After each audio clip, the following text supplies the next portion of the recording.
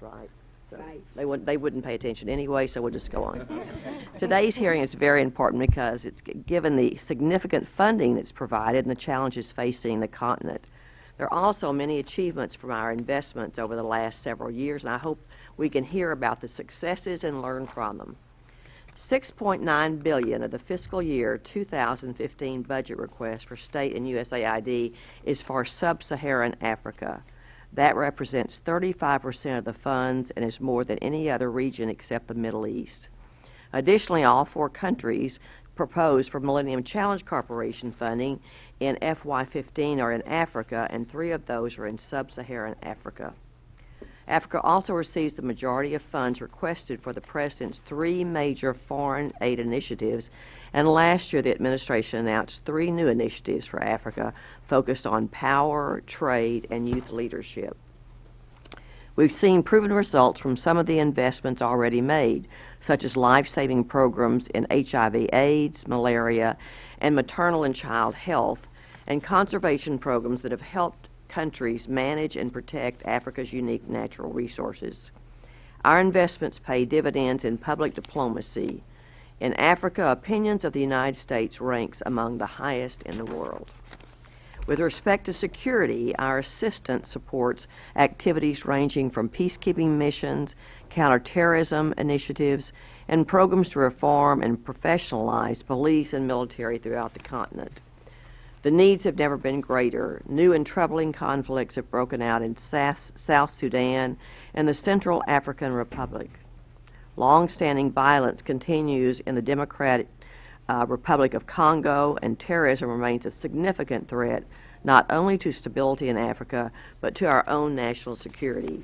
I want to hear from our witnesses how the programs we fund address those challenges. And finally, the United States is responding to some of the most devastating humanitarian crises in years. In Africa alone, conflict, disease, and the threat of famine have put millions at risk, but the cuts to humanitarian assistance in the fiscal year 2015 request do not reflect this reality. I hope our panel can address this discrepancy. There's a wide range of topics we could discuss today, and I expect this will be a very productive hearing. I look forward to hearing about some of the issues I raised. Now I'll now turn to my ranking member and friend, Mrs. Lowy, for her opening remarks. Well, thank you, my friend, Chairwoman Granger. It is a pleasure for me to join you in welcoming today's distinguished panel. Today's hearing is important and a welcome opportunity to refocus our attention on Africa. We face numerous global challenges: the upheaval in Ukraine, the interminable civil war in Syria, Iran's nuclear program, our drawdown in Afghanistan, and more. At the same time, we cannot neglect the alarmingly increasing number of crises in Africa and must continue to invest strategically in strengthening development and diplomatic ties. This is not the United States' responsibility alone. I want to repeat that. I believe fervently this is not the responsibility of the United States alone.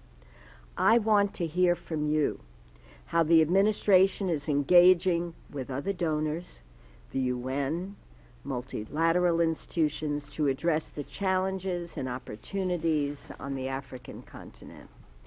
From countries in crisis to counter-terrorist operations, from conflict mitigation, humanitarian responses to sustaining health and development initiatives, Africa is a microcosm of our diplomacy and development goals worldwide. I look forward to hearing the panel's insight regarding our assistance in Africa at this critical time, paying particular attention to 3 pillars in U.S. policy: mitigating humanitarian crises, promoting security and stability, and supporting health, human rights, and democratic governance. Recent UN reports from South Sudan and Central African Republic reveal haunting details of violence, instability, and human suffering. Ethnic groups are being systematically targeted for political retaliation, and atrocities are being committed against women and children. I hope to learn further details on the administration's diplomatic strategy and humanitarian response, and on the UN peacekeeping missions in South Sudan and the Central African Republic. How can the international community prevent these countries from spiraling further into indefinite genocide? And given other ongoing needs in places like Syria, Somalia, Mali, are the proposed cuts to the international disaster assistance and the migration and refugee assistance accounts by 28% and 33% respectively appropriate? I'm also deeply troubled by the rising tide of terrorism perpetrated by Islamic extremist groups, the merciless brutality demonstrated by al-Shabaab's 4-day siege of the Westgate Mall, Boko Haram's recent kidnappings of schoolgirls and bus station bombings, Al-Qaeda in the Islamic Maghreb's seizure of northern Mali, all sent shockwaves throughout the world and threaten U.S. interests and citizens. I hope you'll provide greater insight into the administration's strategy for enhanced security cooperation with African countries, European Union, and the UN. We've seen tremendous success with our health investments, with over 6 million people on HIV treatment, as well as advancement in child mortality rates due to improved access to vaccines and treatment for deadly illnesses such as malaria and pneumonia. And I'm pleased to hear reports of rapid economic growth and development in countries such as Ghana and South Africa. However, we must sustain these gains in health and accelerate progress in other areas such as food security, governance, and elimination of poverty. We need to ensure that every last foreign assistance dollar is programmed to deliver results in a cost-effective manner. Therefore, I was troubled to learn that the cost of training one person on countering extreme violence can cost up to $700,000. I hope you can tell me that this was a typo in a report, because I asked myself, how many children can we educate for that amount of money instead? Is education a better strategy for countering extreme violence? Are we wisely spending our resources on programs and policies that work and are cost efficient? How are the difficult decisions and trade-offs made, and what evidence is used to support these decisions? I'm encouraged to see that the year's request continues to prioritize investment in Power Africa, Trade Africa, and the Young African Leaders Initiative. Yet it greatly concerns me that the administration is undercutting once again investments in basic education. I want you to compare that investment to the $700,000 in development. We'll get back to that, which is the foundation for success in all of these other development areas. So in conclusion, I hope to learn more about how the U.S. government is diplomatically engaging African leadership to invest resources in their own people and commit to improve transparency and governance. Both donor and host countries need to fully synchronize their efforts through a holistic, strategic dialogue if we are to increase total investment across the key human development sectors of health, education, energy, and infrastructure. And really, finally, I'll close by saying I'm very concerned about backsliding in the area of human rights, in particular the proliferation of discriminatory and draconian legislation against LGBT in Uganda and Nigeria, and I remain deeply troubled about the impact on personal freedom and public health. Thank you again for joining us today. Thank you for your service. I look forward to your testimony. Thank you, Mrs. Lowy. I now call on the witnesses to give their opening statements, and I would encourage each of you to summarize your remarks so we can leave time for questions and answers. Your full written statements will be placed in the record, and we'll begin with Ms. Thomas-Greenfield. Thank you very much. Madam Chairwoman, Representative Lowy, members of the committee, I start by thanking you for the opportunity to speak today in support of the administration's FY 2015 budget request and to further detail provide further details on our U.S. assistance to Africa. And as you noted, a complete version of my testimony has been submitted for the record that will address the full range of issues that have been raised. And I will be prepared to answer any questions that you have. As Secretary Kerry noted in his testimony before you last month, we deeply appreciate the role that this committee and the subcommittee play in helping the American people understand why foreign affairs matters to them. Advancing the values and interests of our country and promoting stability in the world does matter to our citizens, whether it results in jobs and economic opportunities, connections between communities, or the safety and security that we aim to achieve. The Secretary was speaking in a global context, yet we believe his words are applicable directly to U.S. relations with the continent of Africa. For far too long, images of poverty and insecurity have dominated the American perspective on Africa. Yes, these do exist in Africa, and I would be remiss today if I did not express my deep concern with the continued violence and fighting in South Sudan, in Central African Republic, and with the increasing atrocities committed by Boko Haram against schoolgirls and other innocent citizens committed by Boko Haram, and attacks that are committed against all faiths in Nigeria, across the borders in neighboring countries as well.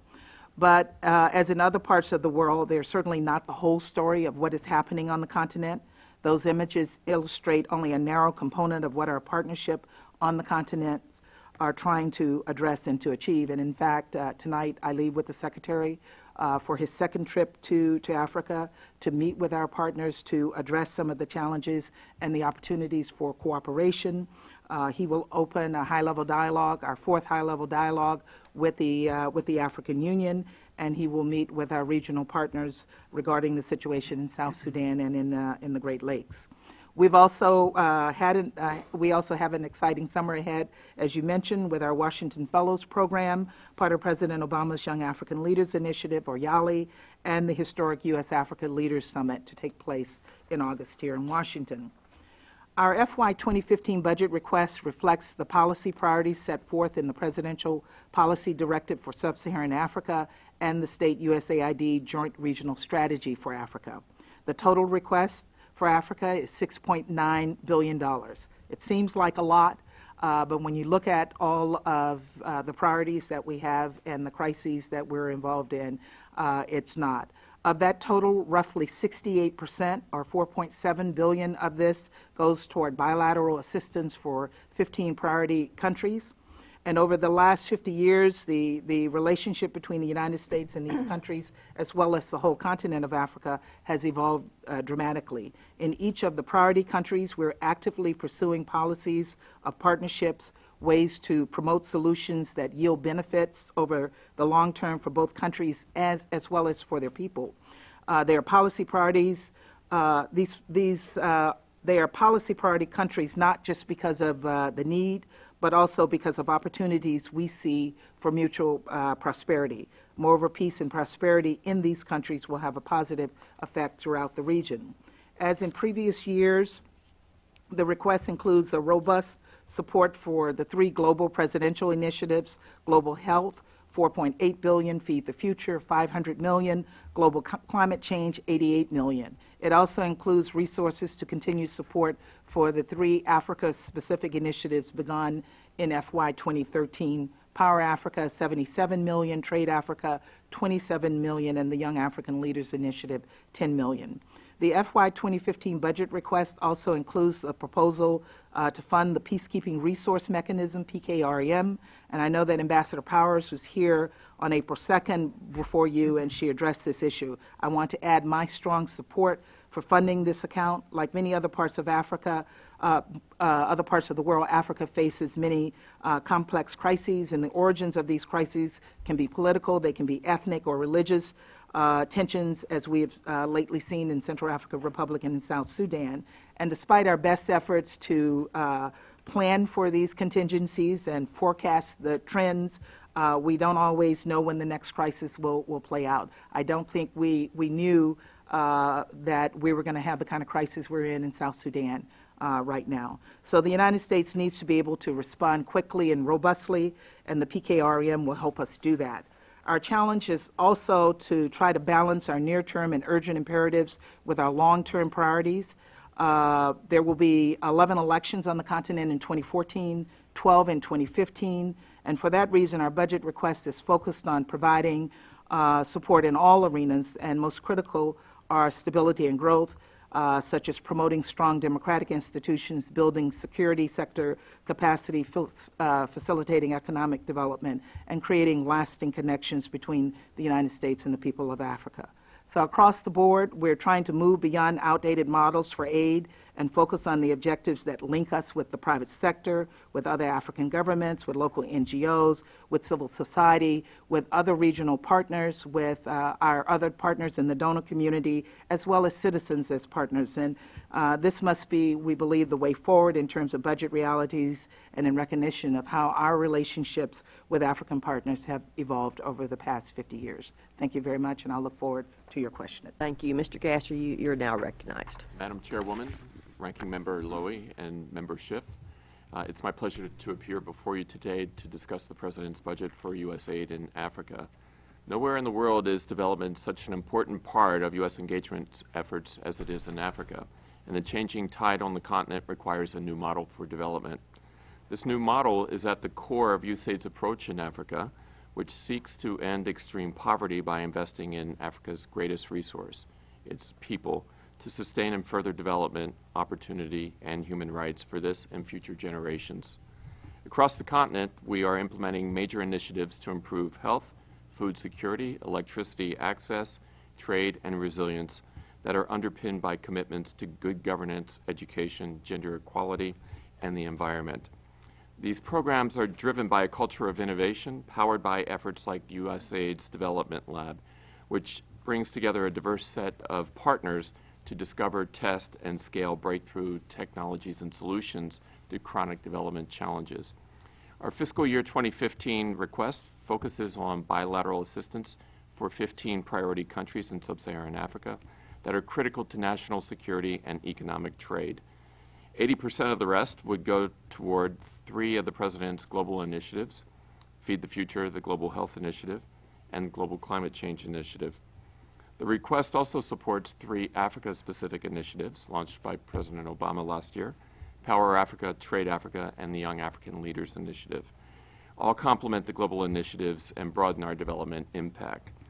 And when they are applied on a country or community basis, along with the work of other government agencies and other donor partners, they are designed to take root and fuel real long-term change. Each of the 42 countries where USAID works requires unique support, from the devastation in the Central African Republic to the rising prosperity in Tanzania, the violent crisis in South Sudan, and the peaceful political transition in Senegal, the fragility of Niger, and the anchor of South Africa. While the governing principles of our work applies across the continent, our strategies are tailored to each of these countries' singular challenges and opportunities. The effectiveness of this approach is evident. The Millennium Development Goal of reducing the number of hungry people in the developing world is reachable by 2015. PEPFAR is supporting life-saving antiretroviral treatment for more than 6 million persons. The number of people newly infected with HIV is decreasing for the first time since the epidemic struck. And 10 African countries have reduced the number of malaria cases and deaths by over 50% in the last decade. Our long-term investments in the Global Health Initiative halve the burden of malaria for 450 million people, representing 70% of the at-risk population in Africa. Over the past 20 years, with help from USAID maternal and child health programs, child mortality has dropped by nearly a third, and maternal mortality has dropped by 41%. A focus on resilience is being institutionalized within Feed the Future, and progress has been steady, especially in areas that recently suffered from historic drought. And since the launch of the new Alliance for Food Security and Nutrition at the G8 Summit in 2012, more than 140 companies, 2/3 of them are African, have committed to responsibly invest more than $3.7 billion in new Alliance countries. In less than 1 year, Power Africa has closed deals that will add more than 2,800 megawatts, about 28% committed through Power Africa, which is a remarkable achievement that will advance our efforts to mitigate the effects of climate change, promote economic development, and improve education and healthcare. Trade Africa, a partnership between the U.S. and the East African community, will aim to double intra-regional trade and exports to the U.S. by 40%. In recent years, skilled civilian statesmen and women have begun to replace the big men that once dominated the continent. Africa's new leaders are now serving as role models for the next generation, and they are increasingly becoming partners in development through initiatives such as the Partnership for Growth. This summer, President Obama will welcome the heads of state from across the continent to Washington, D.C. for a summit that will further strengthen U.S.-Africa ties and advance the administration's focus on trade and investment in Africa. It will also highlight America's commitment to Africa's security, its democratic development, and its people. This is our new model for development in action. USAID's work values partnership over patronage and innovation over convention. This approach enables us to make the greatest difference while making the most of every dollar. And as we continue to work with Congress to achieve our shared goals, we very much look forward to a continued conversation on our priorities in Africa. Thank you. Thank you very much, Chairwoman Granger, Ranking Member Lowy, members of the committee, for inviting me here this morning. President Obama's 2015 budget request of $1 billion, an 11% increase over last year, will show MCC is continuing to deliver results for the American people, for our partner countries that share our values, and for the administration's priority, from advancing transparency to supporting open data and evidence-based programming to building new partners and markets in Africa, including through Power Africa. We will continue to work hard to keep MCC successful, and that means working hand in hand with you.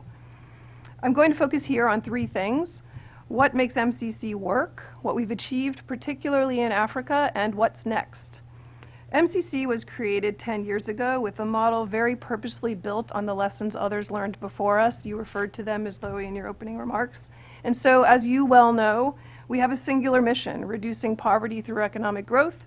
We work with a limited number of countries, poor but well-governed, and they themselves design and implement the programs. We target our investments to programs that accelerate growth and generate a rate of return. And we evaluate every major program, sharing our results publicly, part of why MCC was ranked #1 transparent agency in the world. Now, Africa has seen the bulk of MCC's work. 15 of our 27 signed compacts have been with African countries, totaling close to $6 billion. And the results are impressive. I could list numbers. We often come up here and list numbers of kilometers of roads paved, farmers trained, land titles given, particularly to women. We live by these numbers, we publish these numbers, we learn from these numbers, but a list of numbers doesn't often tell the whole story. And we want all of these outputs to add up to economic growth and increased incomes.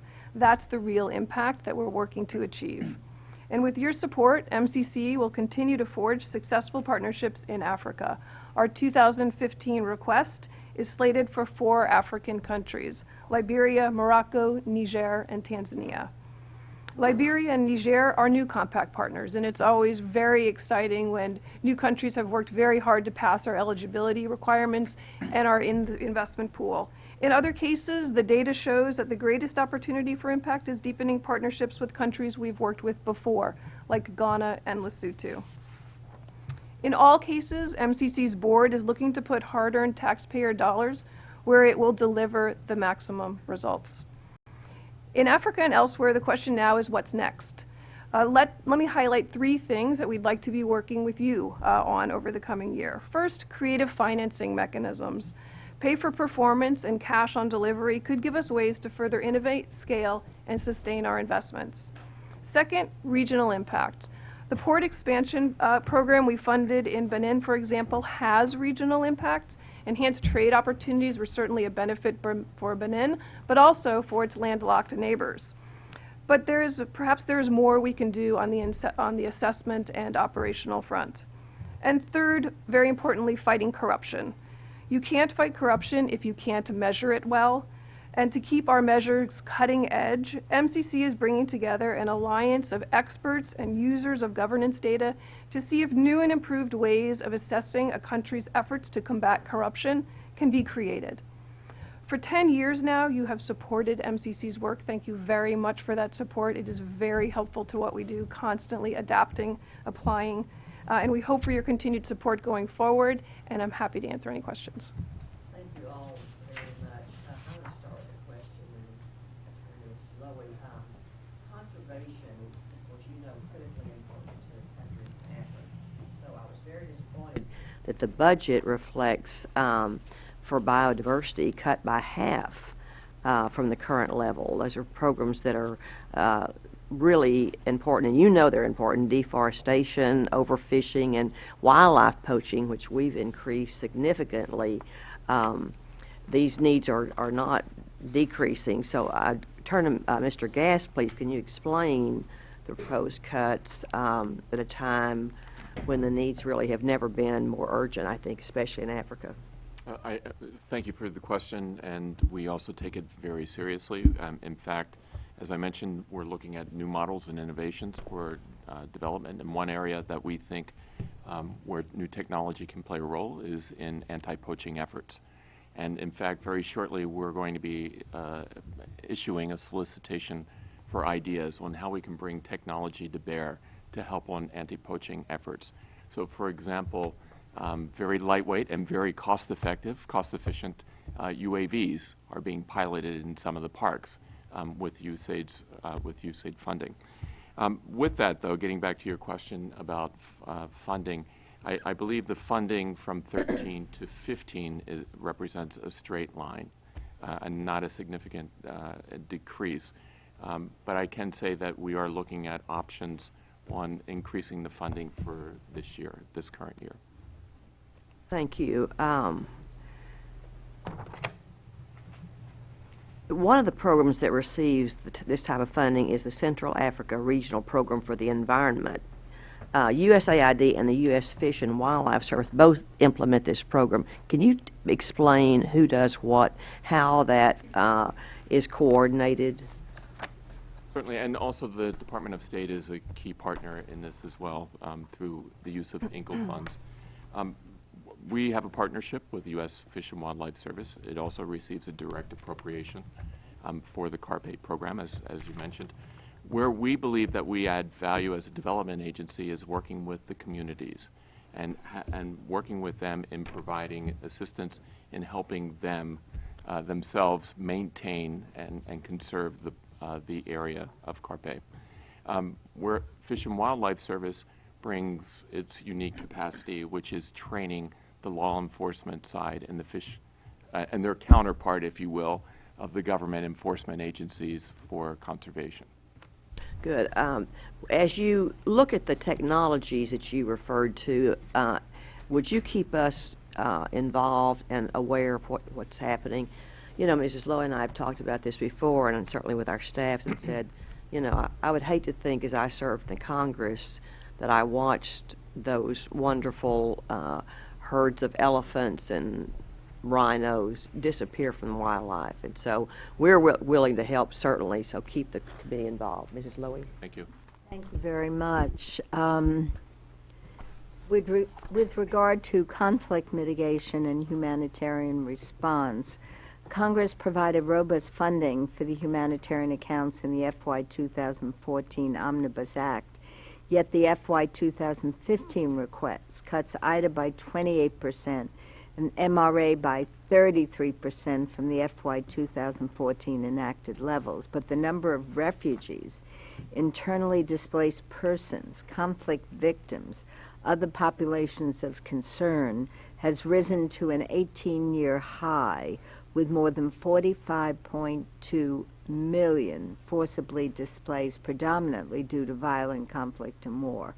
The number is expected to grow as violent conflicts persist in the Central African Republic and South Sudan.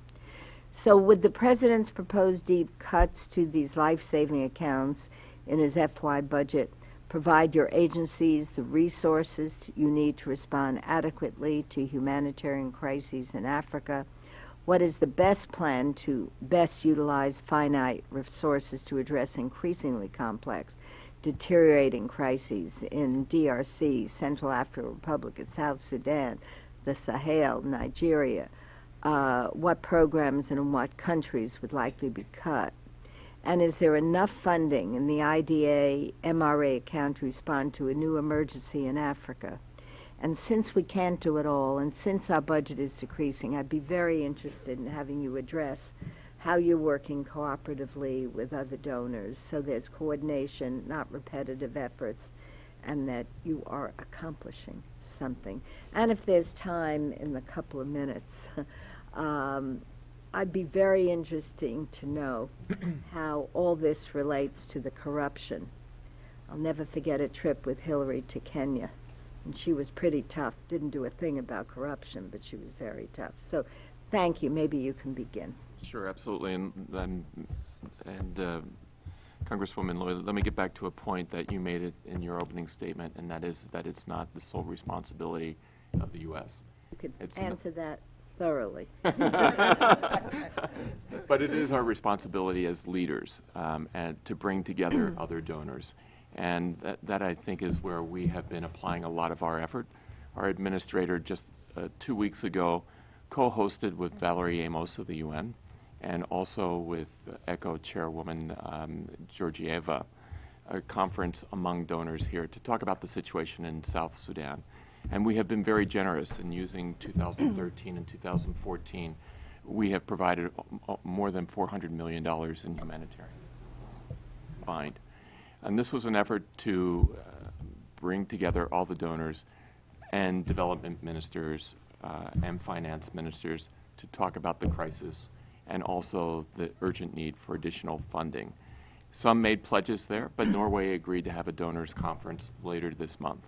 So I think that's one way that we're trying to ensure that these crises are not underfunded, is by exercising leadership and bringing in other donors.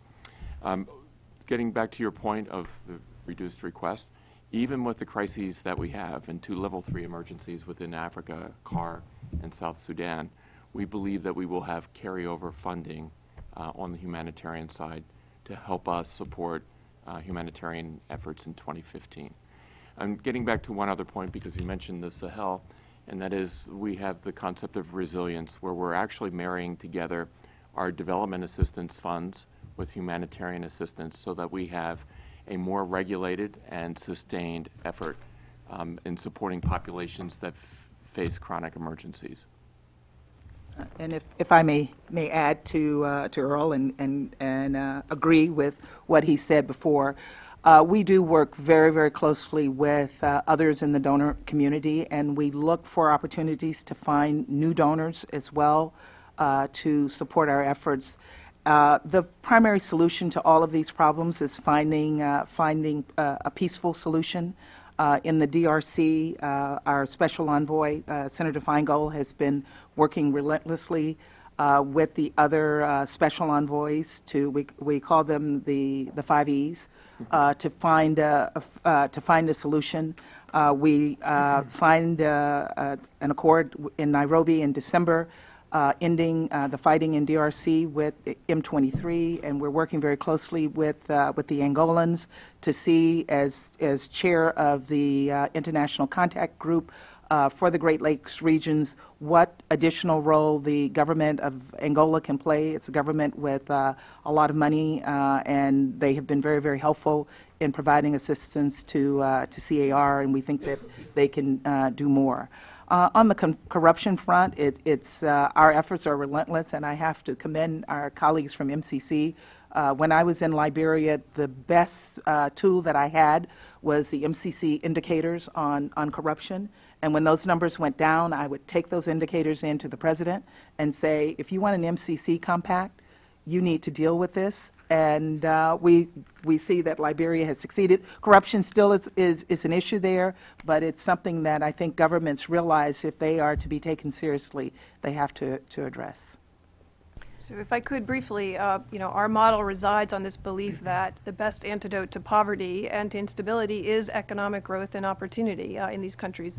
We are in a limited set of countries, as I said in my opening remarks, but that does require the three of us to work hand in hand across those countries, most certainly to avoid duplication of effort, but in the best case situation, we're looking to maximize impact, bring each other's comparative advantages to the situation.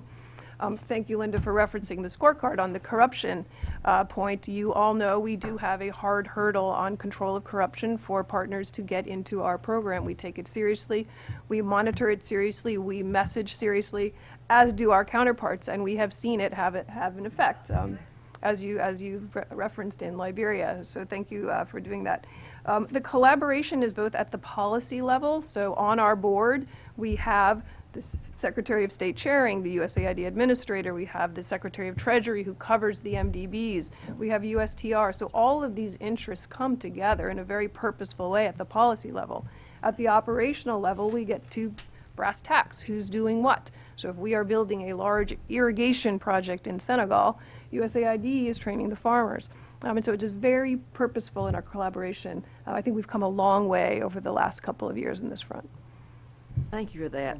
Before I go to Mr. Rooney, I thought when you said you're going to answer Mrs. Lowy's questions, I thought you're going to address the $700,000 to educate one person.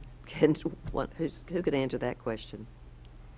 I heard it, and I made note of it, and I hope it's a mistake because I know that we don't spend $700,000 to train one person on the security front. I know that we have a limited budget, and we have trained thousands of African. It's vocational training. Used in which program? CBE program. Maybe, do you know which country? We'll look into Okay. it. We'll look into Sorry, it. But I No, find I that love you. Thank you very much. Thank you. I was shocked when I saw that number, and my staff insists it wasn't a typo. Thank you very much. Well, I'm happy to know that it's not on the security front that we're Thank spending you. that kind of money. Mr. Rooney. Thank you, Madam Chair. I'd like to talk about an issue which, for me, is a little bit personal. I have a cousin who's actually become a famous movie star named Rooney Mara, and before she was famous, she went to Kenya in high school to visit this what they call an urban slum outside of Nairobi, and it motivated her to start a nonprofit called the Uiza Aid Foundation, and apparently there was a bunch of other similar type charities that were supposed to be geared towards servicing areas like that. As you know, this slum specifically came out of Kenya's failure to recognize them as part of the country. So they're sort of like a people without a government and a country, the way that I was explained to it. So they're kind of on their own. And one of the things that I came to learn was that they don't receive federal funding from us. There's charities there that try to help them, but one of the things that became disconcerting to me is there's a lot of charities, just like in anything that you see with 501c3s, where charities are set up or groups are made to look like they're going to help a certain situation, and then, as you know, they end up not doing that. They end up helping themselves or raising a lot of money for staff or what have you. So that was one of the reasons why she was motivated to do something different, to actually try to help these people. So my question has to do with that, and I want to make sure that I get it right, so forgive me for reading it, but a history of failed aid projects and forced evictions have left many of these residents that I'm talking about feeling exploited by these outsiders. And what's compelled my cousin to start her own nonprofit in the first place, there's a great deal of mistrust of the government and the NGOs, not only in this area which she focuses on, this area called Kaibiria, but arguably a number of other urban slums just like it all across Africa. Has state or USAID offices in Kenya implemented any programs or projects to provide either basic assistance, water, sanitation, healthcare, or education to the residents of Kaibiria? And also, can you address the state or USAID do anything to sort of police or monitor these groups that are supposed to be coming in there trying to help. This might be outside of your lane, so forgive me if I just don't know, that are just using these people to exploit for their own financial benefit? Let me start. I was in Kibera on my last trip to Kenya in December, visiting a project that USAID was funding with an NGO there, and there are a number of such projects. And not to speak on USAID's behalf, but I served in Kenya in the mid-'90s as the refugee coordinator working for PREM and working with NGOs that were working with displaced, particularly Somali refugees. And part of my job there was to monitor those organizations that we were funding to provide assistance. I don't doubt, in fact, I would say I know that there are organizations that are not reputable or not credible, that seek funds to line their own pockets.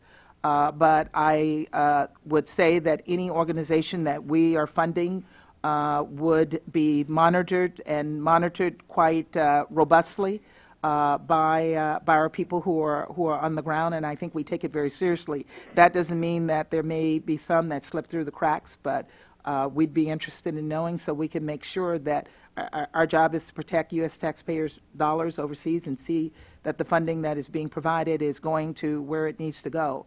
And again, I saw one of the projects, and I was very impressed, that was providing water support in Kibera, in the Kibera slums. And if I may just add, we do a very thorough vetting process of the organizations that we fund, whether they're U.S.-based or on the continent. That doesn't mean that they don't fall down in meeting their meeting their requirements from time to time. But as the Assistant Secretary mentioned, we do have monitoring. Officers go out and monitor the impact of the work that the NGOs are performing. One thing we do as well is, even if we're not funding an organization, an NGO has to adhere to international standards in providing humanitarian assistance. And if we do see NGOs falling down on the jobs, ones that we're not funding, that information is then reported to the government. If I could ask a quick follow-up question. With regard to state, how do you deal with Kenya with regard to a place like this and our affiliation or our relationship with them? Like, how do you deal with them when they're just ignoring these type of places? I think that is a situation that exists across the continent of Africa, where we find people who are disenfranchised and who are not benefiting from the government services. We try to work with the government. For example, when I went out to Kibera, we took the Minister of Education with us out there to make sure that he also saw what we saw in those slums, and we try to help them build capacity to deal with some of those issues. But I would venture to say that Kenya is not the only one, the only country with this kind of situation. I saw similar situations in the slums of Nigeria, and I have to commend your cousin for the work that she does, because there are a number of organizations like her organizations who are really reaching communities that nobody else cares about, and they're able to provide assistance in a way that we all appreciate, and I think is a positive reflection on America as a country. So again, I thank her, and we do deal with these governments, we push them, but it's still a work in progress for us. Thank you. Ms. Lowy? Just briefly, I remember taking, just wanted to associate myself with the remarks of my colleague. I remember I think it was 2003, and I was so angry at the mud and the filth and the fact that the council people were coming in and all taking their share. We met with people who were doing micro-enterprise, and the local gang, supposedly elected officials, were taking their share, and I just felt we were facilitating this mess. And I just said, as long as I had something to do with it, I don't want to give a dime. I said this to the housing administrator. that I don't want to give a dime to you or anyone here unless you mow this down and build another housing complex. So I just really want to associate myself with your remarks. And we just can't keep doing this kind of thing and perpetuating. Were you on that trip, Bart? Oh, that's right.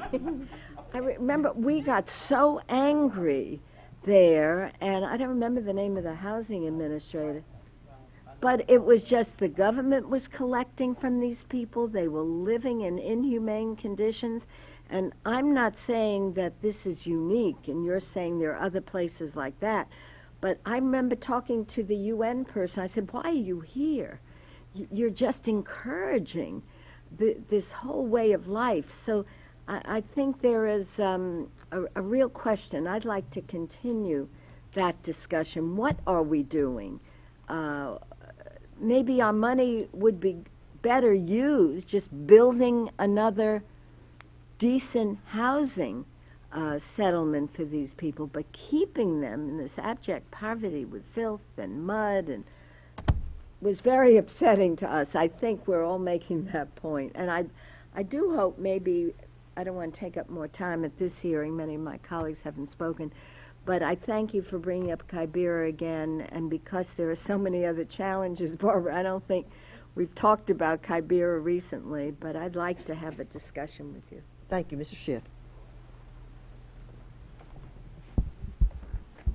Thank you, Madam Chair. There are so many issues to go over. Let me just throw out a few and then see if you can respond to as many as you're able to at the time.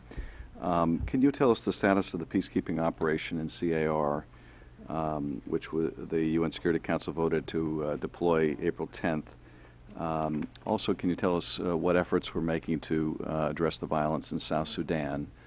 And then I wanted to ask you about Ethiopia. 9 bloggers and journalists were arrested in Addis Ababa last week, just days before Secretary Kerry's anticipated visit. 6 bloggers for Zone 9, an Amharic language website whose writers have criticized the government, and 3 freelance journalists were arrested. No formal charges have yet been filed. This is just the latest episode, an all too familiar pattern of harassment of journalists in Ethiopia, throughout all of Africa, and unfortunately in all too many places around the world. I hope the Secretary will raise the issue of press freedom in his meetings, and I wish you could update us on the current situation with the 9 specifically, and more generally about the Department's efforts to promote press freedom in Africa. And then finally, on the issue of the LGBT attacks in Uganda.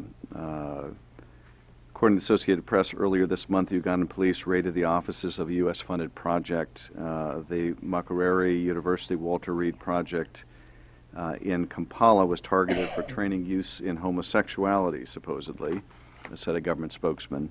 The project later suspended its activities in Uganda after one of its staff, a Ugandan citizen, was arrested and briefly detained by police on Thursday. Now, this is a program that's funded through PEPFAR. I applaud the government our government for its recent action to divert money away from the Ugandan government and to NGOs. But if the Ugandan government continues to harass health workers serving LGBT patients, it'll be nearly impossible for LGBT patients to get access to appropriate health care. What are we prepared to do to ensure that U.S.-funded HIV-related health services in Uganda and elsewhere are comprehensive and inclusive?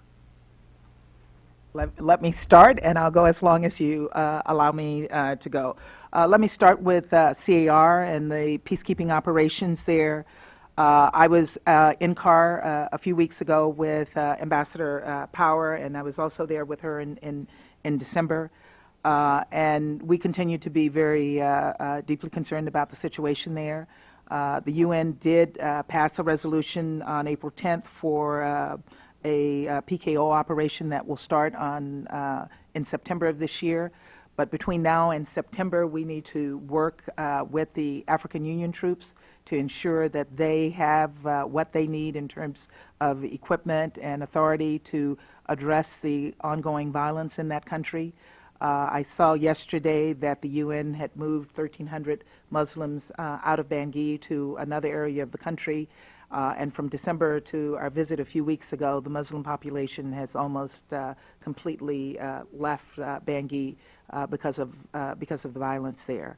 The situation, again, continues to be very, very troubling for us as well as for the French, who have troops on the ground, the African Union with troops on the ground. Part of what the Secretary will be doing on his trip to the region is meeting with the Angolan government and as well with the UN to talk about how we can more robustly address the security issues that exist in CAR.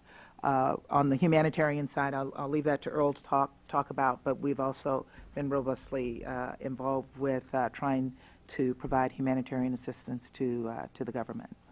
On the situation in South Sudan, again, this is something that is high on the Secretary's agenda for our trip leaving tonight. He'll be in Addis meeting with the IGAD negotiators as well as the IGAD foreign ministers to talk about the way forward for South Sudan, and then he's going into South Sudan to meet with Salva Kiir, and we'll be making contacts with Riek Machar as well. The violence there has led to thousands of deaths, and we have been working with both the AU as well as IGAD to address some of those concerns. Former President Obasanjo was in South Sudan last week. I spoke to him. He is heading the Commission of Inquiry for the AU to look at the atrocities that have been committed so that we have some record to hold people accountable for the actions that have occurred there. And as you know, the President signed an executive order to provide sanctions on those people. On Ethiopia, we were very disappointed to hear once again that Ethiopian bloggers were arrested. They are added to the others who have also been arrested, and we continue to raise this on a regular basis with the Ethiopian government, and it is on the agenda for the Secretary to raise when he meets with the Prime Minister and the Foreign Minister while he's in Addis this week. And finally, on LGBT, we are very, very concerned about the increase in anti-LGBT legislation that has been proposed on the continent of Africa and elsewhere in the world. The legislation in Uganda has led to renewed violence against the LGBT community. As you know, the President announced that what has happened in Uganda will complicate our relationship. We're in the process of reviewing that relationship and our funding to see where changes can be made, and in particular changes that will take funding away from those organizations and entities that discriminate against the LGBT community. This is still a work in progress. We are quietly working with other governments that may be considering such legislation and discouraging those governments from taking actions that might discriminate against the LGBT community. Thank you. Mr. Diaz-Balart. Thank you, Madam Chairwoman. I first apologize because, as you know, we have Absolutely. conflicting hearings at the same time. Right. Luckily, a few of them are right across the hall. And again, I apologize if this has already been touched on, but we're dealing a little bit with the increase of China's activity throughout, frankly, the world. The past decade or so has seen a huge increase in Chinese aid and development projects throughout Africa. It's apparent that Beijing's so-called charm offensive is intended to secure political and economic influence throughout the continent. And really, the Chinese have also been on this unrelenting quest for natural resources, and we see that wherever they are, including rare earth elements. They bring in, as you know, Chinese labor and equipment without transferring those skills and technology to the local level. It's also pretty clear that they're not, frankly, in the business of exporting, Western values like democracy and the rule of law and human rights. So, how are we using and what can we do? What can the United States do to use our considerable influence to counter and contain some of those actions that China is pursuing rather aggressively? Thank you for that question. And I see this in two aspects. We talk about the fact that some of the problems that we're dealing with in Africa are not just U.S. problems. Interestingly, on South Sudan, we've been working with the Chinese, and they have come on board with the special envoys to push for an end to the violence in South Sudan. And so I see that our work is partially to encourage change on how the Chinese approach Africa and encourage the Chinese economic activities in Africa to complement what other governments and donors are doing to the best interests of African countries. However, it is our view that a lot of the foreign investment that is going into Africa that the Chinese are providing does not support our values of good governance and transparency and responsible management of natural resources. And we have regular dialogue with African governments to encourage that they also understand why it is so important to, as they're dealing with the Chinese, to have the Chinese take into account issues that are related to human rights and political freedoms and press freedoms. When I was in Liberia, and I use that as an example a lot because I know Mrs. Lowy knows Liberia quite well, the Chinese provided some very useful development projects to Liberia. So I encouraged the government to make sure that they were getting the best out of those development projects to ensure that the Chinese use local labor as we would use local labor, and that they abided by the same transparency rules that we abided by. Again, it's going to be up to African countries to negotiate the best deals for themselves, but we also have a responsibility to ensure that there's a level playing field for American companies that are going into Africa and competing with Chinese companies. So this is something that we're very conscious of, and we continue to work with both governments as well as the Chinese to ensure that their relationships with Africa are not just extractive, but they also contribute to their growth.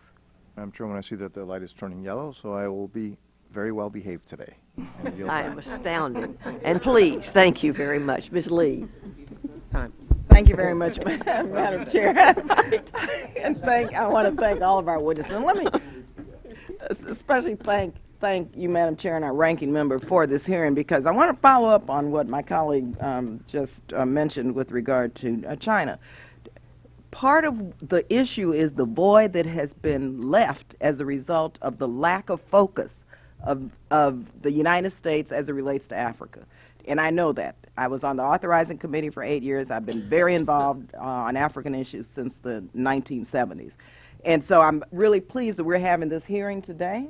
And I'm pleased that Secretary Kerry is going to the continent, pleased about the President's visits, because it was only when we started working with President Bush on PEPFAR that really Africa became a focus of most members of Congress. And so it's really important to understand that history and where we are now. Not only China, but Brazil and India are making strategic gains in Africa.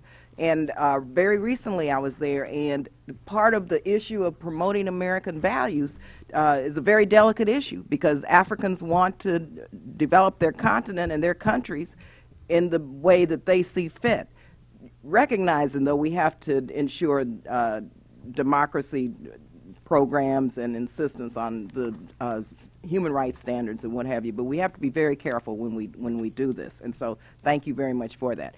As it relates to, the other thing I wanted to mention is the African Heads of State meeting that's taking place here. Thank you very much for that. I want to commend the President and Secretary for this meeting, and I hope that you engage members of Congress in early August in participating in that meeting, because that's going to be a very important meeting. LGBT issues, you've raised most of the answers to the questions that, but we haven't received a formal response. But I just want to say the members of the Congressional Black Caucus, each and every member, unprecedented, historical, wrote to Secretary Kerry to ask exactly what Adam Schiff just mentioned in terms of how we're going to ensure that comprehensive services are delivered and that people do not lose these life-saving drugs as it relates to HIV and AIDS, but how we do this through NGOs. And so we would like to have a formal response to our letter. But wanted to ask you, how are we addressing the issue of these laws in terms of encouraging African governments to look at these laws and how they violate actually international standards of human rights, understanding the issues of sovereignty?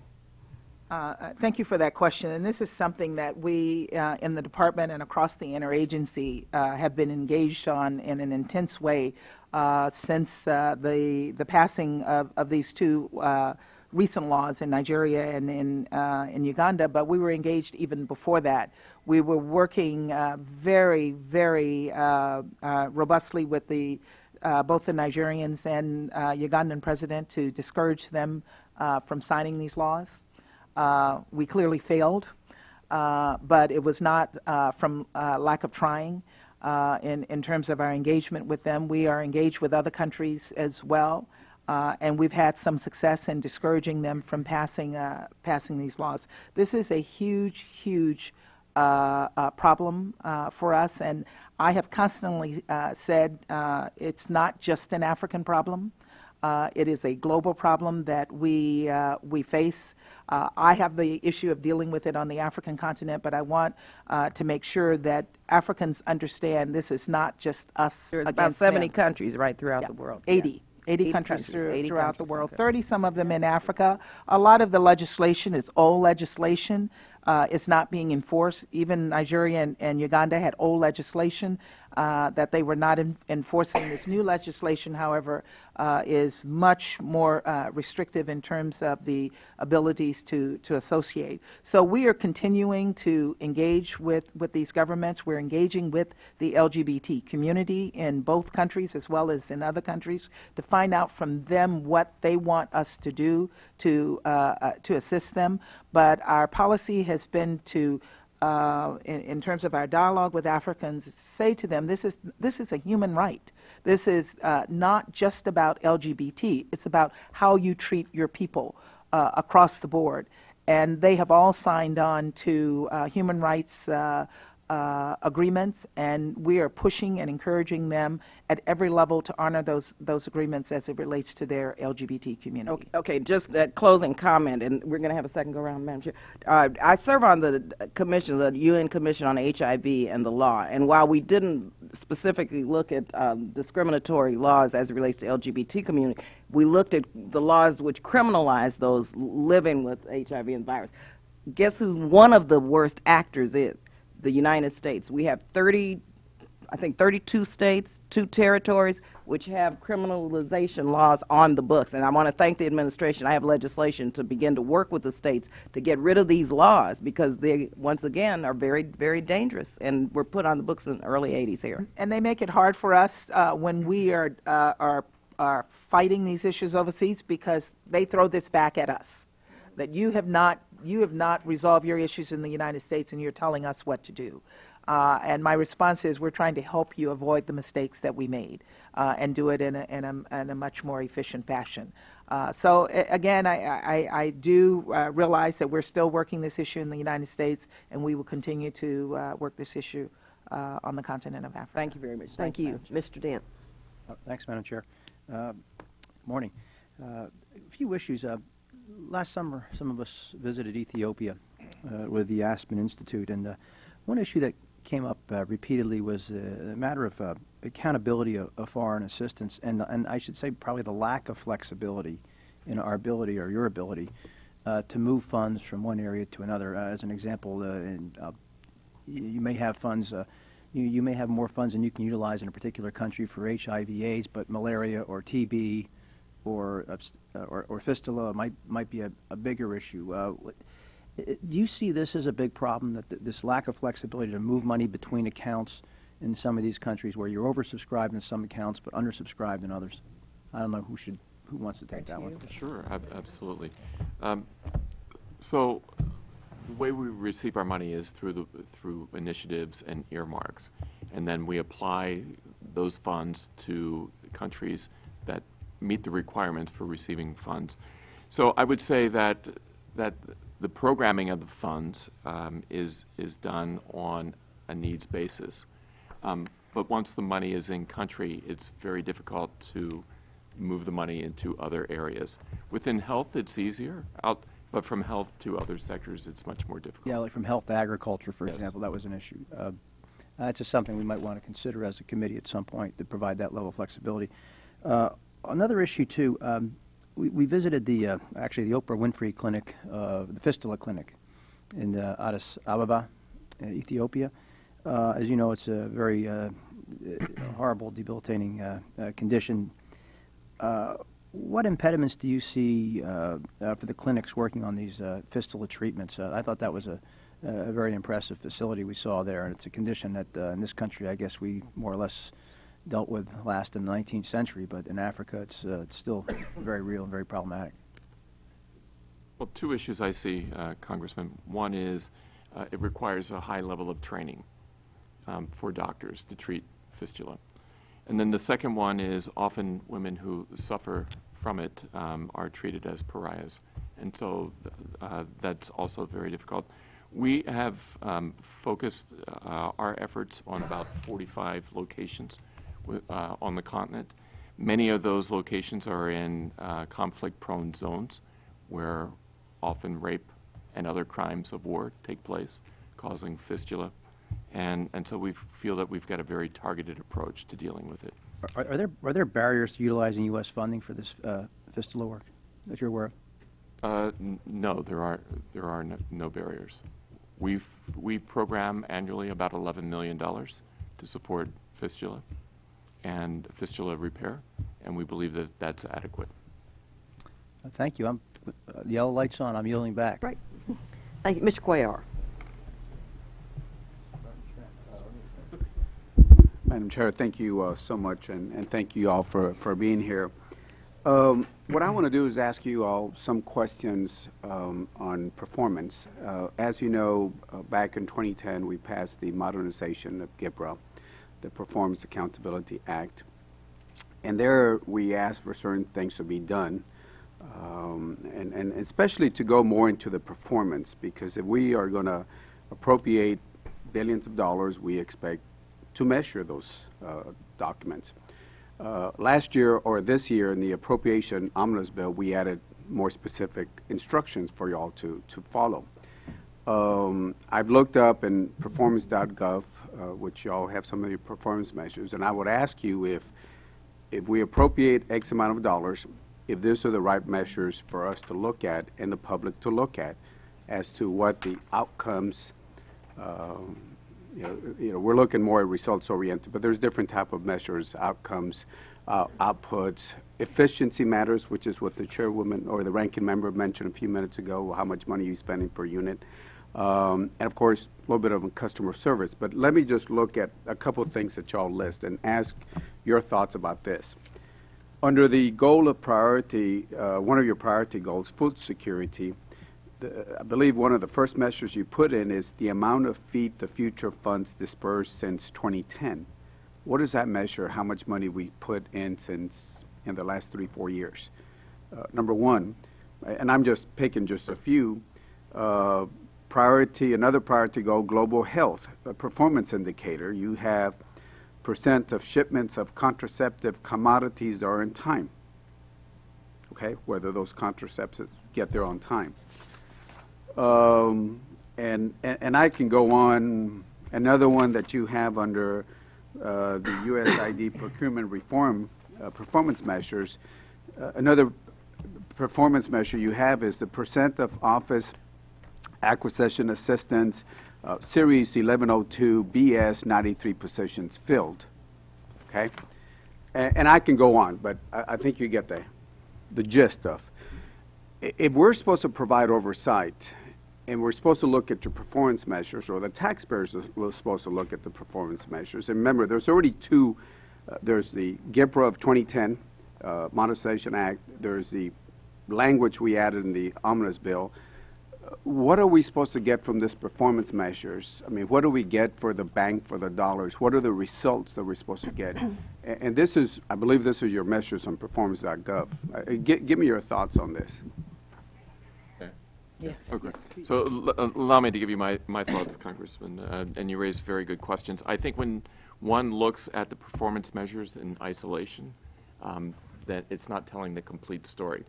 And so we look at both performance indicators that are related to management actions, and then also outcome indicators. And so some of the ones that you mentioned, for example, the amount of money dispersed or the number of agriculture officers that we have in the field, they relate more to management. Are we moving our resources quickly enough so that we can have the impact that we expect through our programming? But let me also address some of the things that we are doing as an agency. Well, let's contraceptives getting on time. Is that a measure we should be looking at? I believe so, yes. Contraceptives arriving on time or antiretrovirals arriving on time. That's because logistics, especially in Africa, logistical systems aren't always the strongest. Right. And I would ask you, and I'm sure there's other performance measures. I'm just going to performance.gov.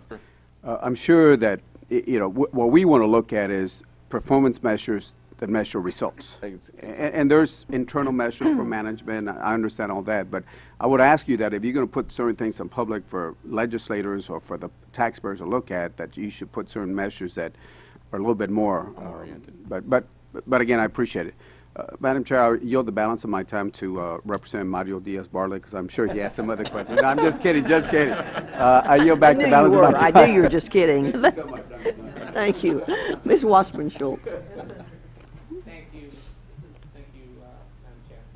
I want to ask about maternal and child health and progress on addressing malnutrition, because I think it goes without saying that we've made some substantial progress. There's been a sustained commitment to it, largely thanks to the leadership of our country. But in this committee and our chair and ranking member have both personally been involved in this issue legislatively. But we're still seeing newborn deaths increasing in some developing countries, even as other indicators are improving. So what do you attribute, and this is probably for USAID or operation? Thank you. I wasn't sure if it was on or off. What do you attribute that glaring statistic, and what specifically are you doing to ensure that childhood mortality is declining in all under 5 subgroups? I'll start.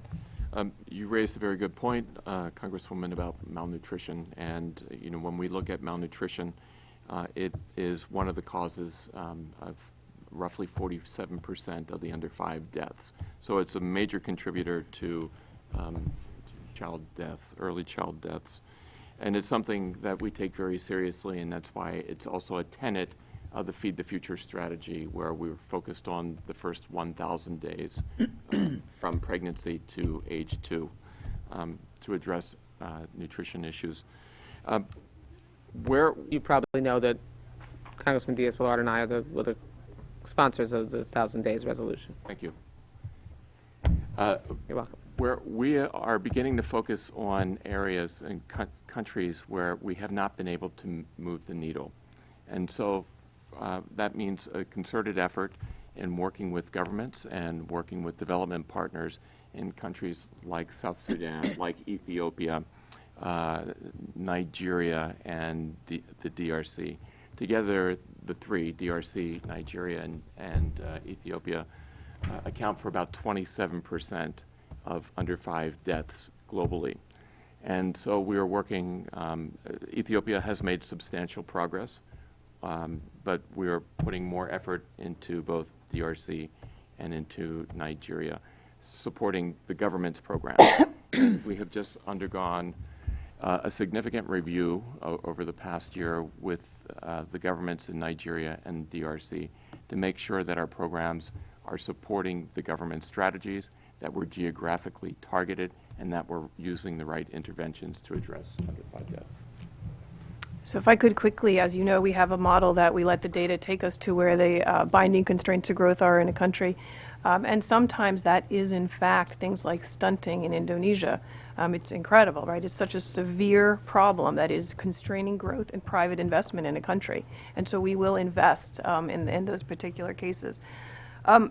More broadly, I would say our greatest contribution to this space is that we are very purposefully looking to position women as economic agents of change in our countries. So everything we do, starting with that scorecard that is our first interaction with our partners, we are saying, we expect you to educate your girls. And 3 years ago, we were so thrilled to have an indicator in the global community that measures women's access to the economy. So we are asking our partners, do your women have the right to file for a passport? Can they file as head of household? Can they own a business? Can they sign a contract? This is the dialogue we want to have with our partner countries, and these are the kinds of partners that we end up having. Basically, we believe if women are greater components of the economy, the growth is going to go faster and fairer.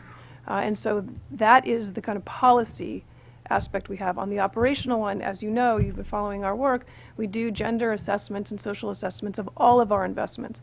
Why? Because we want to make sure, if we can, in design, purposefully look at how to make sure the benefits are shared. We design it that way. Thank you so much for your support in this space, and we look forward to continuing to working on this very important issue. Me too. Thank you very much. I'll continue the tradition of the yellow light, yield back.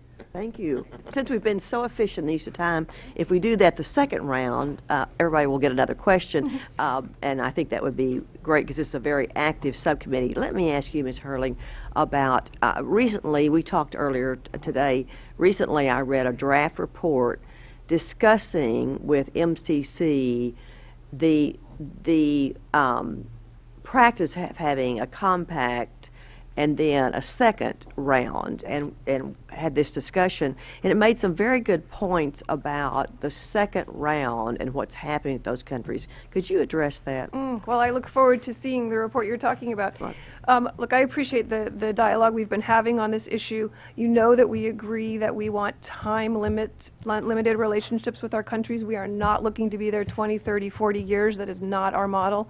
I also appreciate, though, the foresight that this committee had when it established the MCC to recognize that development is a complex business, and that particularly with an agency like ours, where we are constantly looking at where to get the most return on American taxpayer dollars, sometimes that greatest opportunity is, in fact, with countries we've already worked with.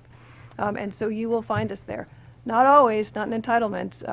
The vast majority of our existing compact partners have not gotten second compacts. But I know this is an issue you care about deeply. I think that there's lots of common ground, and I hope we can continue the dialogue on this issue. Right. One of the points that was made is what a country learns in that first round, and then to take them to the second round, Yes. then they're practicing what they've learned to that. So it was very No, it's compelling. true. There's a lot of attention focused on what's called the MCC effect related to reforms countries are willing to take to get in, so our scorecard. But there is this whole other space of MCC effect on the operational front. So we see countries embracing U.S. procurement standards, environmental standards, design standards, and just implementation. It is quite amazing that these countries can do these large-scale infrastructure projects in 5 years. It's amazing. Thank you. Ms. Lowy?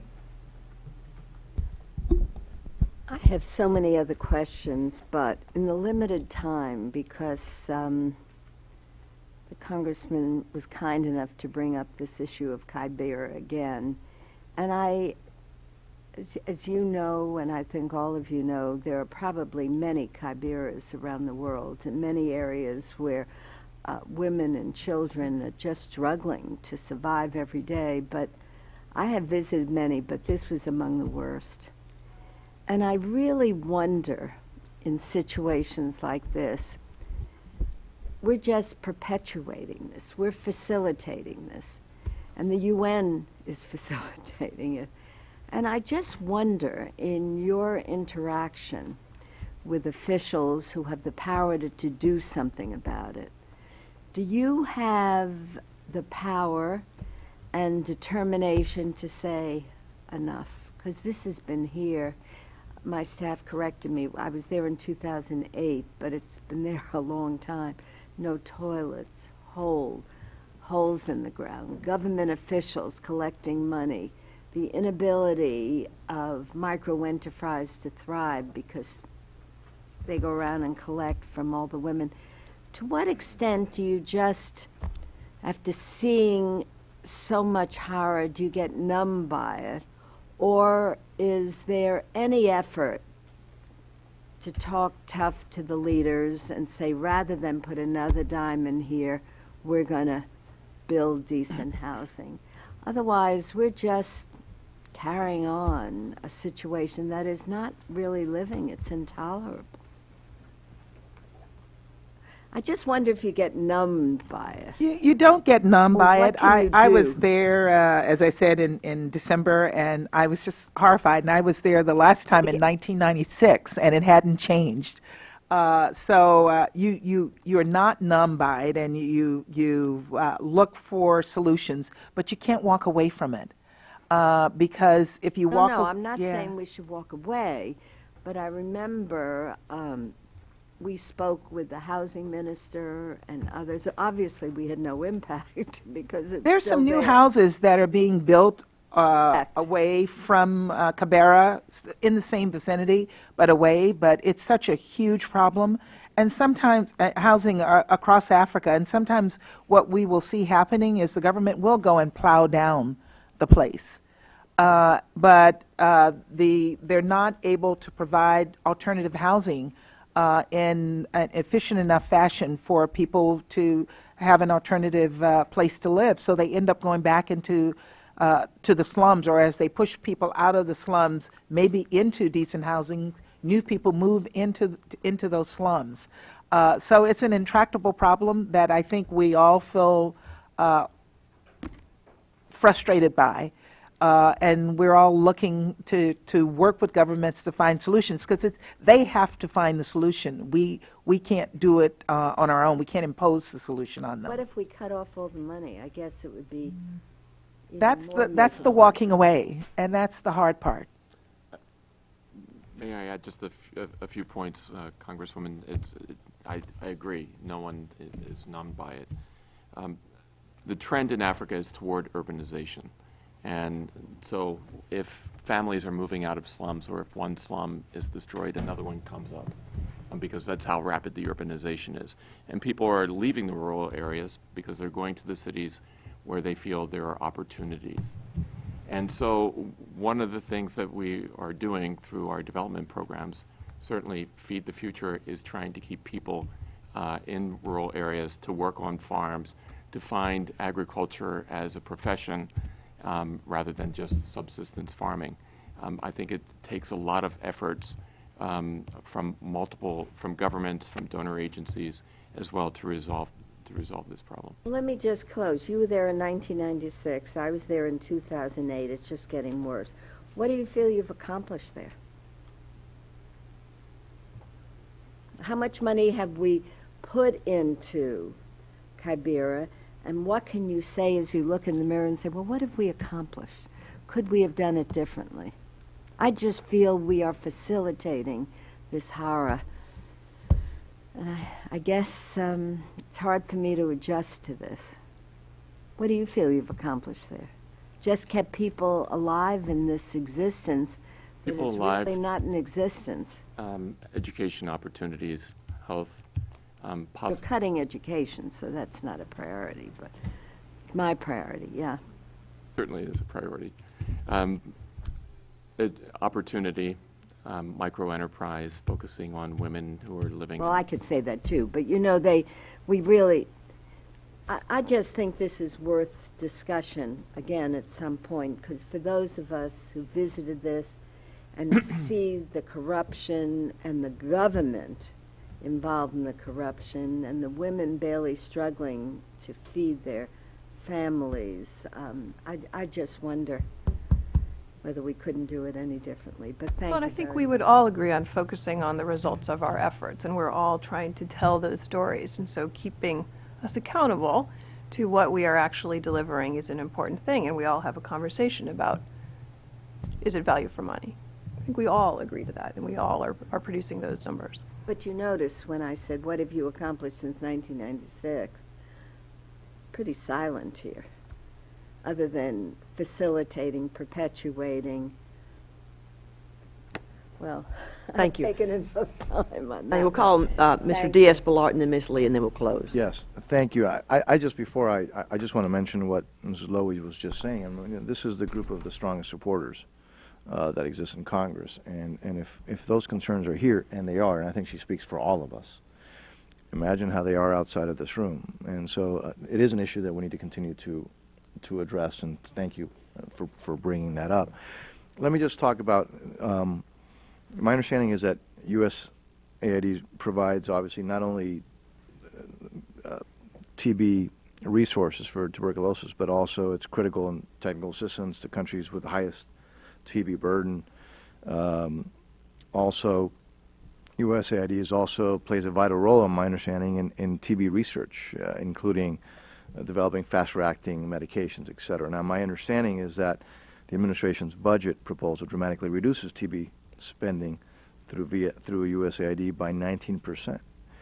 And so this is at a time when drug resistance is spreading. And so here's my question. Can USAID absorb a cut of this magnitude and still carry out its vital mission? The short answer is that the President's budget for 2015 recognizes that TB is a problem that needs to be resolved, and that also that there's multi-drug resistant strains of TB that are moving from country to country. But we feel with the cut that it can sustain the effort that we currently have. Yeah. All right. And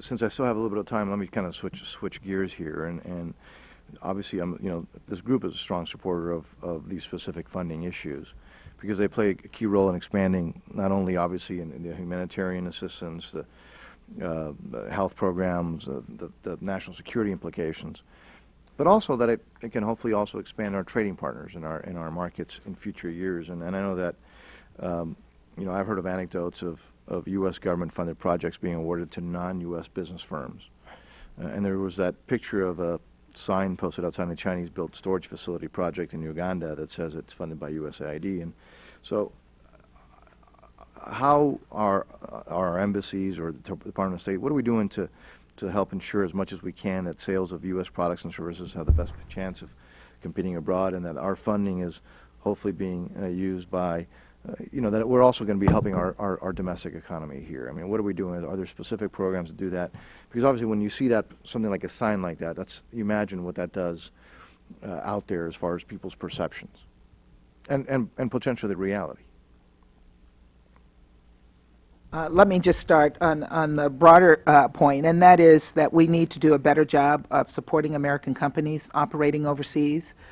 In many locations where we are in Africa, there may not be the American companies to bid on projects, and we need, again, to ensure that that happens. We've gotten a tremendous amount of support on getting more commercial officers in the field who are qualified and can help us in encouraging and supporting American companies. So that would be the first point of action for us, and then I'll turn to my colleagues. Very good points, Congressman. 3 of the President's initiatives focus on a better trade partnership with Africa, Trade Africa certainly, Power Africa, as well as Feed the Future.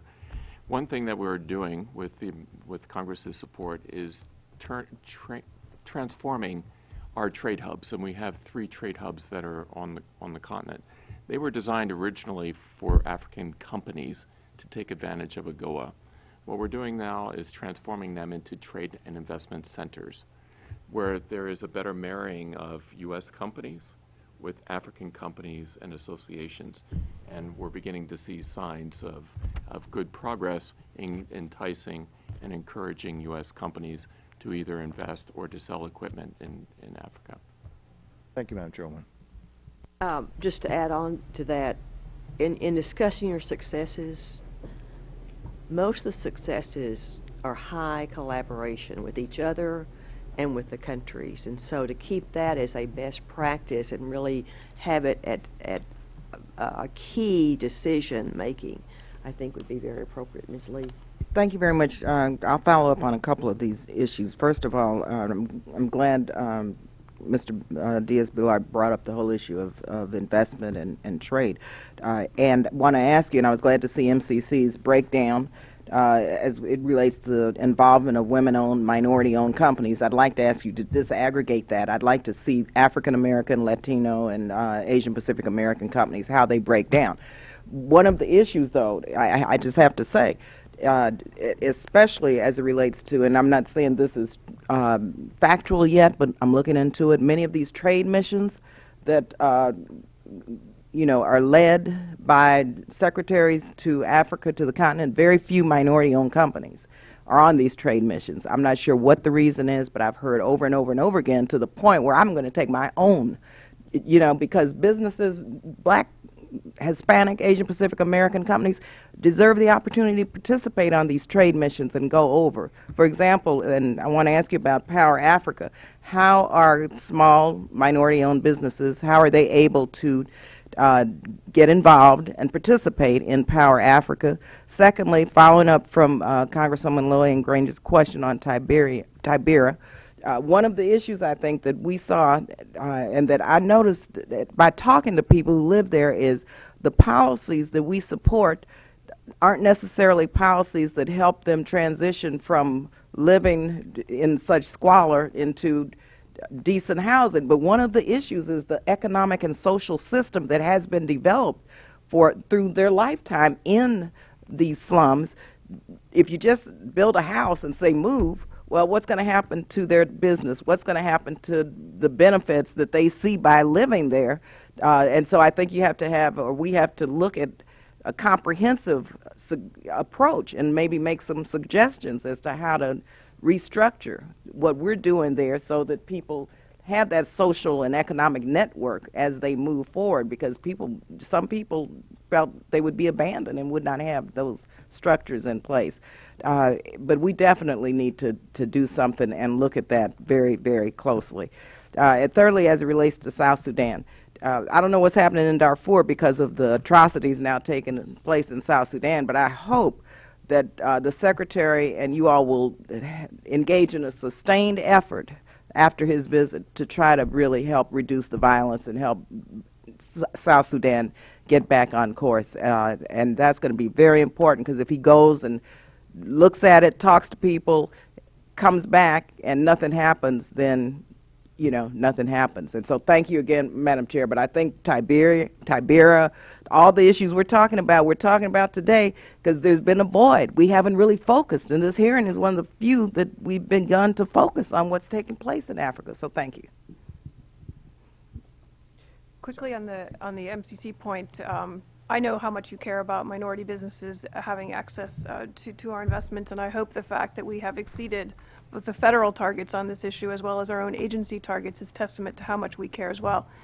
When you have a model that is driven around increasing economic growth, you have to know what private sector is identifying as the binding constraints to why they're not investing in these countries, and we seek purposefully to unlock those constraints. So it requires us to be in quite careful coordination with the private sector, minority and otherwise, and we do that. So please keep us informed, and we will continue to send data to you. We are always looking for opportunities to gather private sector together around our compacts, both at the identification of constraint stage and as well as the specific operations stage. As well, this data alliance that we are forming includes private sector, because they too want to understand corruption in a country, how it is playing out, what they have to be aware of, create an integrity screen, if you will, for their own investment. So there are many, many layers for interaction in our space. Darfur and South Sudan? Let me take that question. As you know, Ambassador Booth, our special envoy, has been working around the clock. We just got a message from him. He's in Addis now. He was having meetings all day related to Darfur and to the situation in Sudan. So he has not neglected to continue to work on that. But our highest priority right now is a real cessation of hostility. of hostilities between the two sides. They've signed an agreement and they've continued to fight, and people are continuing to die, and the humanitarian situation is getting worse. The Secretary is going with the goal of bringing about a solution to ending the violence. And that's our hope as we go into a series of meetings, not just with the negotiators and the envoys, but with the parties to the violence inside of Sudan. And we will be meeting with civil society there as well to talk to them about where they see the possibilities. Can we power Africa very quickly, Madam Chair? Thank you very much. On opportunities for minority businesses, we recently in the Africa Bureau, in fact it was just last week, hosted a session with minority-owned businesses on ways that they can cooperate and work with AID to include on Power Africa. We as an agency have exceeded our goal. We want to do better, but we're very pleased with the results that we've had. And also, you mentioned on trade missions. We work very closely with Corporate Council for Africa, and so we can raise that issue with them. They're frequently sponsoring trade missions. Before I turn to Ms. Lower, she wants to add something, but you know, when we're talking about this slum, one of the things that's very apparent is how important it is for us to see what you're doing and see what the needs are. When I didn't know, I've never been there, but my pictures we talked, I did not picture 2.5 million people, which is what Mrs. Lowy was showing me, which means if you took the citizens from all three of the members of Congress here, it's more than that. So it's really important that we go out and on the ground and see things. Mrs. Lowy? Yeah, as we close, first of all, I want to thank our distinguished chairwoman for having this hearing and having you here today. And as we appreciate Secretary Kerry focusing on Africa, and we do wish him success in ending the violence and finding solutions, and as we focus on some of the terrible tragedies, I think it's important to end the hearing and congratulate all of us again on 6 million people on HIV treatment, advancement in child mortality rates due to improved access to vaccines, treatment for deadly illnesses, malaria, pneumonia. We've made progress, and I think it's very important as we put our budgets together, and we know the money is not enough to do what we have to do and face the challenges, that working with the Gates Foundation has proved enormously successful. And I do hope that there are increased efforts to reach out to other donors, to the UN, to make sure we're all working together, because we know the challenges are huge. So thank you. Thank you for all your work. We have a lot more work to do. Thank you, Madam Chair. Thank you. I thank the witnesses for appearing before the subcommittee today. Members may submit any additional questions for the record. The committee will also accept additional statements for the record from other agencies. Subcommittee on State Foreign Operations and Related Programs stands adjourned.